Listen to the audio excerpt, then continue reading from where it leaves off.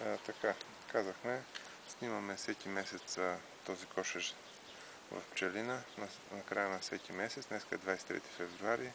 Пчелата вече преминава в активно състояние, както много колеги от групата показаха снимки, клипчета. Вече носи прашец. В момента при нас температурата е 10 градуса. Много са пасивни, макар и пролетно време при по-ниски температури да е нужно на пчелите да излизат за вода, за прашец, и във всяка една ситуация пчеларят трябва да реагира. Днес специално на това клипче ще покажем как пчелата се е събудила, на колко рамки покрива самото кълбо.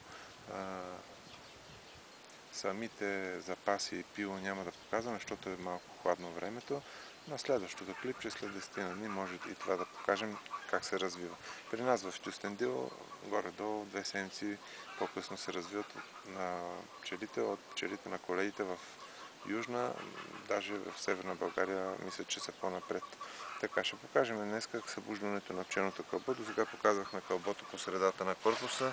Сега в този момент трябва да има вече температура. Ето тук, така като се пипне с ръка, вече се усеща осезаемо топлина.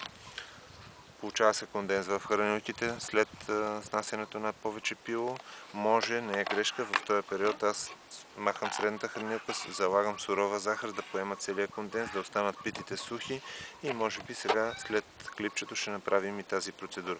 Просто сега снимаме да се покаже на колко пити пчели иззимува кълбото и каква е неговата сила в този момент. Откриваме внимателно, пчелите са малко чувствителни към външната температура, може вече да ги заснемаш. Излезнали са вече по рамките, високо, даже опушваме, за да може оператора по-лесно да ги снима. Това е цялостно кълбото, малко са агресивни, ниска температурата. Общото състояние е това. Почти всички пити са покрити без първата и последната. Тук съм сигурен, че пилото е вече на 2/3 на питите, а отзад са медовите запаси. При нас за сега, към този момент, не се налага хранене, защото медовите запаси, от тук може да ги снимаш, медовите запаси са вече кътнати са от зимата и до сега не се налага хранене. Хранене ще се наложи само ако паднат ниско температурите, пчелите останат на пилото и тогава настъпва тяхната гибел.